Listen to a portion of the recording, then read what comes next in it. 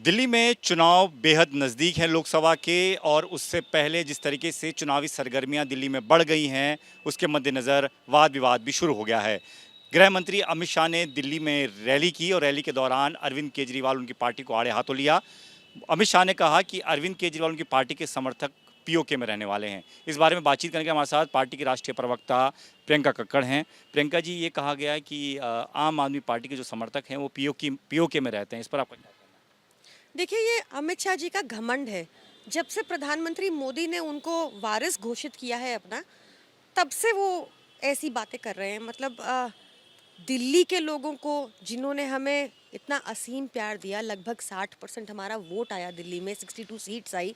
पंजाब के लोग जिन्होंने हमें 92 सीट्स दी, इतना असीम प्यार दिया। गोवा में हमारे इतने समर्थक गोवा में इतने समर्थक हमारे हमारे उत्तर प्रदेश में हमारे इतने सभासद हैं, हमारे पंच हैं, उन सब के लिए मेयर हैं हमारे संगरौली मध्य प्रदेश में, ये सारे हमारे समर्थक हैं। इनको पाकिस्तानी बुलाया, ये भाजपा का अहंकार बोल रहा है, जिस अहंकार का जवाब इस बार जनता उनको देगी। गृह मंत्री अमित शाह ने इसके अलावा ये भी कहा कि अभी तो 2-3 मुद्दों में ही जांच हो रही है, खास तौर पर शराब नीति मामले में। अभी तो कई सारे मुद्दे हैं जिन पर जांच शुरू होगी।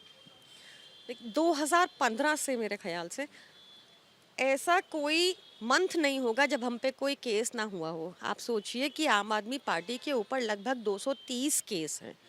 उनमें से जैसे जैसे वो केस कंप्लीशन की तरफ बढ़ता है, हम अक्विट होते जाते हैं। ये तथाकथित शराब घोटाले में भी इतनी लंबी जांच के बाद भी 1 रुपए की चवन्नी की रिकवरी नहीं हुई। मनी लॉन्ड्रिंग का केस बनाया और मनी मिल नहीं रहा। और साथ ही पीएमएलए जैसे कानूनों में ऐसे संशोधन कर दिए कि आप बयानबाजी के आधार पर किसी को भी जेल में रख सकते हैं। उधर दूसरी तरफ देख लीजिए ब्रिजभूषण शरण सिंह का मामला। कोर्ट में दिल्ली पुलिस ने कहा कि उनके पास एविडेंस है कि उन्होंने महिलाओं के साथ बदतमीजी की। वो आज तक अरेस्ट नहीं हुए, वो तो प्रचार घूमते कर रहे हैं, अपने उनके बेटे को टिकट दे दी जाती है। तो ये क्या है? ये तानाशाही है, इसको रोकना है इस बार।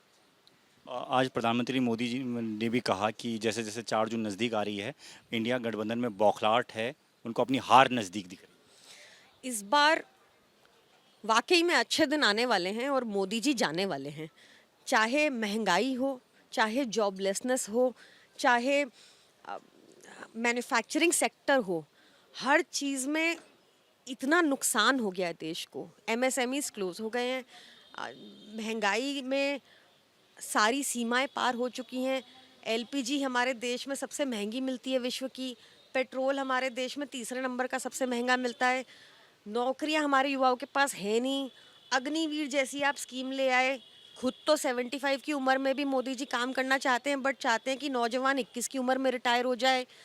लगातार ऐसी खराब नीतियां हमारे देश को पीछे लेके जा रही हैं। इस बार मोदी जी जाने वाले हैं और अच्छे दिन आने वाले हैं। है। धन्यवाद बातचीत के लिए। तो प्रियंका कक्कड़ सीधे तौर पर कह रही हैं कि अमित शाह जी कह रहे हैं अगर अरविंद केजरीवाल के समर्थक और आम आदमी पार्टी के समर्थक पीओके में रहते हैं तो उन लोगों के लिए कह रहे हैं जिन लोगों की बदौलत उनकी पंजाब में, दिल्ली में सरकार है या फिर गोवा और गुजरात में उनके विधायक हैं। कैमरामैन चंद्रदेव के साथ दीपक सिंह रावत, एबीपी न्यूज़, दिल्ली।